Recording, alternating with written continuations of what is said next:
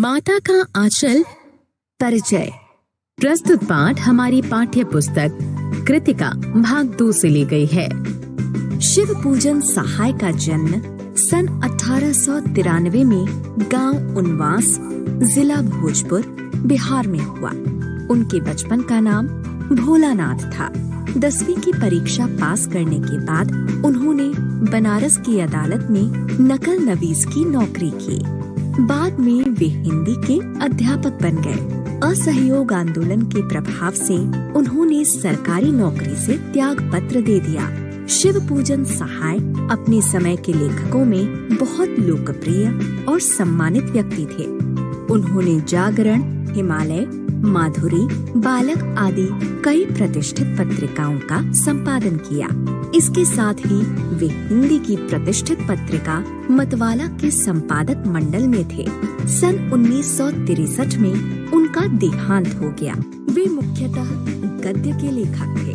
देहाती दुनिया, ग्राम सुधार, वे दिन, वे लोग, स्मृति शेष आदि उनकी दर्जन भर गद्य कृतियाँ प्रकाशित हुई हैं। शिव पूजन रचनावली के 4 खंडों में उनकी संपूर्ण रचनाएं प्रकाशित हैं। उनकी रचनाओं में लोक जीवन और लोक संस्कृति के प्रसंग सहज ही मिल जाते हैं। यह अंश शिव पूजन सहाय के उपन्यास देहाती दुनिया से लिया गया है। सन 1926 में प्रकाशित देहाती दुनिया हिंदी का पहला आंचलिक उपन्यास माना जाता है। संकलित अंश में ग्रामीण अंचल और उसके चरित्रों का एक अनोखा चित्र है। बालकों के खेल, कौतूहल, माँ की ममता, पिता का दुलार, लोकगीत आदि अनेक प्रसंग इसमें शामिल हैं। शहर की चकाचौंध से दूर गांव की सहजता को आत्मीयता से प्रस्तुत किया है। जहाँ लड़कों का संग तहाँ बाजे मृदंग, जहाँ बुढ़ों का संग तहाँ खर्चे का तंग। हमारे पिता तड़के उठकर निपट नहाकर पूजा करने बैठ जाते थे। हम बचपन से ही उनके अंग लग गए थे। माता से केवल दूध पीने तक का नाता था, इसलिए पिता के साथ ही हम भी बाहर की बैठक में ही सोया करते। वह अपने साथ ही हमें भी उठाते और साथ ही नहला धुलाकर पूजा पर बैठा लेते। हम भभूत का तिलक लगा देने के लिए उनको दिक करने लगते थे। कुछ हंसकर, कुछ झुंझलाकर और कुछ डांटकर वह हमारे चौड़े लिलार में त्रिपुंड कर देते थे। हमारे लिलार में भभूत खूब खुलती थी। सिर में लंबी लंबी जटाएं थी। भभूत रमाने से हम खासे बम भोला बन जाते थे। पिताजी हमें बड़े प्यार से भोलानाथ कहकर पुकारा करते, पर असल में हमारा नाम था तारकेश्वर नाथ। हम भी उनको बाबूजी कहकर पुकारा करते और माता को मैया। जब बाबूजी रामायण का पाठ करते तब हम उनकी बगल में बैठे बैठे आईने में अपना मुंह निहारा करते थे। जब वह हमारी ओर देखते तब हम कुछ लजाकर और मुस्कुराकर आईने नीचे रख देते थे। वह भी मुस्कुरा पड़ते थे। पूजा पाठ कर चुकने के बाद वह राम राम लिखने लगते। अपनी एक रामनामा बही पर 1000 राम नाम लिखकर वह उसे पाठ करने की पोथी के साथ बांध कर रख देते। फिर 500 बार कागज के छोटे छोटे टुकड़ों पर राम नाम लिखकर आटे की गोलियों में लपेटते और उन गोलियों को लेकर गंगा जी की ओर चल पड़ते। उस समय भी हम उनके कंधे पर विराजमान रहते। जब वह गंगा में एक एक आटे की गोलियां फेंककर मछलियों को खिलाने लगते तब भी हम उनके कंधे पर ही बैठे बैठे हंसा करते थे। जब वह मछलियों को चारा देकर घर की ओर लौटने लगते तब बीच रास्ते में झुके हुए पेड़ों की डालों पर हमें बिठाकर झूला झुलाते थे। कभी कभी बाबूजी हमसे कुश्ती भी लड़ते। वह शिथिल होकर हमारे बल को बढ़ावा देते और हम उनको पछाड़ देते थे। यह उतान पड़ जाते और हम उनकी छाती पर चढ़ जाते थे। जब हम उनकी लंबी लंबी मूछें उखाड़ने लगते तब वह हंसते हंसते हमारे हाथों को मूछों से छुड़ाकर उन्हें चूम लेते थे। फिर जब हमसे खट्टा और मीठा चुम्मा मांगते तब हम बारी बारी कर अपना बायां और दाहिना गाल उनके मुंह की ओर फेर देते थे। बाएं का खट्टा चुम्मा लेकर जब वह दाहिने का मीठा चुम्मा लेने लगते, तब अपनी दाढ़ी या मूंछ हमारे कोमल गालों पर गड़ा देते थे। हम झुंझलाकर फिर उनकी मूंछें नोचने लगते। इस पर वह बनावटी रोना रोने लगते और हम अलग खड़े खड़े खिलखिलाकर हंसने लगते थे। उनके साथ हंसते हंसते जब हम घर आते, तब उनके साथ ही हम भी चौके पर खाने बैठते थे। वह हमें अपने ही हाथ से फूल के एक कटोरे में गोरस और भात सान कर खिलाते थे। जब हम खाकर अफर जाते, तब मैया थोड़ा और खिलाने के लिए हट करती थी। वह बाबूजी से कहने लगती, आप तो 4-4 दाने के कोर बच्चे के मुंह में देते जाते हैं। इससे वह थोड़ा खाने पर भी समझ लेता है कि हम बहुत खा गए। आप खिलाने का ढंग नहीं जानते। बच्चे को भर मुंह कोर खिलाना चाहिए। जब खाएगा बड़े बड़े कोर, तब पाएगा दुनिया में ठोर। देखिए, मैं खिलाती हूँ। मर्दुए क्या जाने कि बच्चों को कैसे खिलाना चाहिए, और महतारी के हाथ से खाने पर बच्चों का पेट भी भरता है। यह कह वह थाली में दही भात सानती और अलग अलग तोता, मैना, कबूतर, हंस, मोर आदि के बनावटी नाम से कोर बनाकर यह कहते हुए खिलाती जाती कि जल्दी खा लो, नहीं तो उड़ जाएंगे। पर हम उन्हें इतनी जल्दी उड़ा जाते थे कि उड़ने का मौका ही नहीं मिलता था। जब हम सब बनावटी चिड़ियों को चट कर जाते थे, तब बाबूजी कहने लगते, अच्छा अब तुम राजा हो, जाओ खेलो। बस हम उठकर उछलने कूदने लगते थे। फिर रस्सी में बंद हुए काठ का घोड़ा लेकर नंग धड़ंग बाहर गली में निकल जाते थे। जब कभी मैया हमें अचानक पकड़ पाती, तब हमारे लाख छटपटाने पर भी एक चुल्लू कड़वा तेल हमारे सिर पर डाल ही देती थी। हम रोने लगते और बाबूजी उस पर बिगड़ खड़े होते, पर वह हमारे सिर में तेल पोत कर हमें उबट कर ही छोड़ती थी। फिर हमारी नाभि और लिलार में काजल की बिंदी लगाकर चोटी गूंथती और उसमें फूलदार लट्टू बांधकर रंगीन कुर्ता टापी पहना देती थी। हम खास कन्हैया बनकर बाबूजी की गोद में सिसकते सिसकते बाहर आते थे। क्रीड़ा वर्णन। बाहर आते ही हमारी बाट जोहने वाला बालकों का एक झुंड मिल जाता था। हम उन खेल के साथियों को देखते ही सिसकना भूलकर बाबूजी की गोद से उतर पड़ते और अपने हमजोलियों के दिल में मिलकर तमाशे करने लग जाते। तमाशे भी ऐसे वैसे नहीं, तरह तरह के नाटक। चबूतरे का एक कोना ही नाटक घर बनता था। बाबूजी जिस छोटी चौकी पर बैठकर नहाते थे, वही रंगमंच बनती। उसी पर सरकंडे के खम्भों पर कागज का चंदुआ तानकर मिठाइयों की दुकान लगाई जाती। उसमें चिल्लम के खोचे पर कपड़े के थालों में ढेले के लड्डू, पत्तों की पूरी, कचौड़ियाँ, गीली मिट्टी की जलेबियाँ, फूटे घड़े के टुकड़े और बताशे आदि मिठाइयाँ सजाई जाती थी। ठिकरों के बटखरे और जस्ते के छोटे छोटे टुकड़ों के पैसे बनते।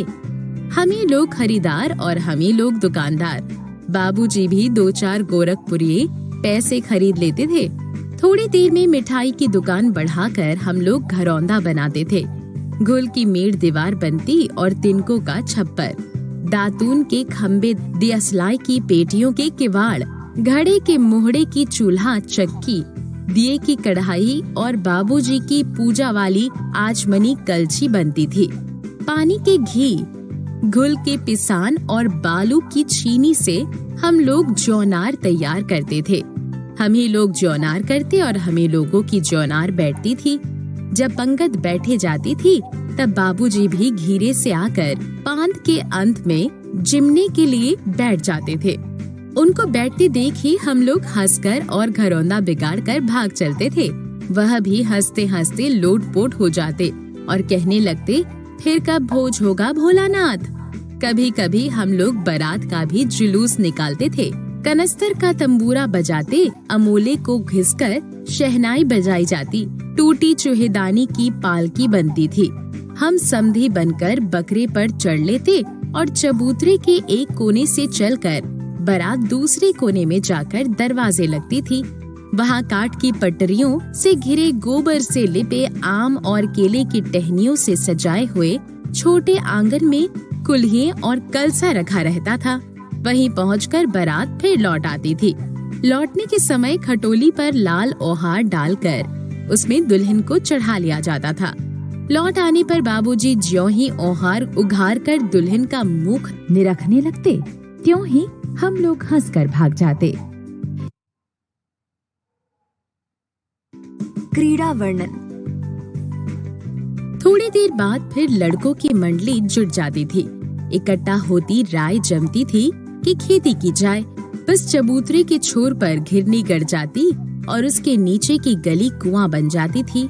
मूंज की बटी हुई पतली रस्सी में एक चुक्कड़ बाघ गराड़ी पर चढ़ाकर लटका दिया जाता था और 2 लड़के बैल बनकर मोट खींचने लग जाते। चबूतरा खेत बनता, कंकड़ बीज और ठेंगा हल जुआट। बड़ी मेहनत से खेत जोते बोए और पटाए जाते थे। फसल तैयार होते देर न लगती और हम हाथों हाथ फसल काट लेते थे। काटते समय गाते थे, ऊंच नीच की बई कियारी, जो उपजी सो भई हमारी। फसल को एक जगह रखकर उसे पैरों से रौंद डालते थे। कसौरे का सूप बनाकर औसाते और मिट्टी के दी के तराजू पर तोलकर राशि तैयार कर देते थे। इसी बीच बाबूजी आकर पूछ बैठते थे, इस साल की खेती कैसी रही भोलानाथ? बस फिर क्या, हम लोग ज्यों का त्यों खेत खलिहान छोड़कर हंसते हुए भाग जाते थे। कैसी मौज की खेती थी।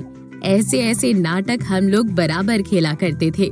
बटोही भी कुछ देर ठिठक कर हम लोगों के तमाशे देख लेते थे। जब कभी हम लोग ददरी के मेले में जाने वाले आदमियों का झुंड देख पाते, तब कूद कूद कर चिल्लाने लगते थे, चलो भाइयों ददरी, सतु पिसान की मोटरी। अगर किसी दूल्हे के आगे आगे जाती हुई ओहारदार पालकी देख पाते, तब खूब जोर से चिल्लाने लगते थे, रहरी में रहरी पुरान रहरी, डोला के कन्या हमार मेहरी। इसी पर एक बार बूढ़े वर ने हम लोगों को बड़ी दूर तक खदेड़ कर ढेलों से मारा था। उस खुसट खब्बीस की सूरत आज तक हमें याद है। ना जाने किस ससुर ने वैसा जमाई ढूंढ निकाला था। वैसा घोड़ा मुंह आदमी हमने कभी नहीं देखा। आम की फसल में कभी कभी खूब आंधी आती है। आंधी के कुछ दूर निकल जाने पर हम लोग बाग की ओर दौड़ पड़ते थे।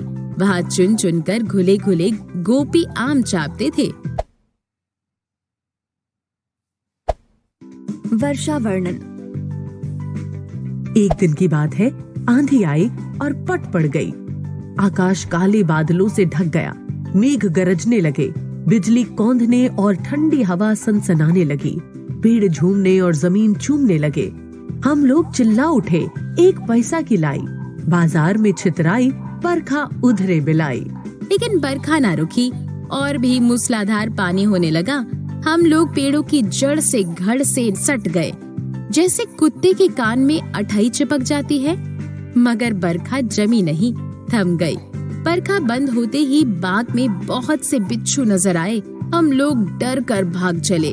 हम लोगों में बैजू बड़ा ढीठ था। संयोग की बात, बीच में मूसन तिवारी मिल गए। बेचारे बूढ़े आदमी को सूझता कम था। बैजू उनको चिढ़ाकर बोला, बुढ़वा बेईमान मांगे करेला का चोखा। हम लोगों ने भी बैजू के सुर में सुर मिलाकर यही चिल्लाना शुरू कर दिया। मूसन तिवारी ने बेतहाशा खदेड़ा। हम लोग तो बस अपने अपने घर की ओर आंधी हो चले। जब हम लोग ना मिल सके, तब तिवारी जी सीधे पाठशाला में चले गए। वहाँ से हमको और बैजू को पकड़ लाने के लिए 4 लड़के गिरफ्तारी वारंट लेकर छूटे। इधर ज्यों ही हम लोग घर पहुँचे, त्यों ही गुरुजी के सिपाही हम लोगों पर टूट पड़े। बैजू तो 9-2-11 हो गया। हम पकड़े गए। फिर तो गुरुजी ने हमारी खूब खबर ली। बाबूजी ने यह हाल सुना।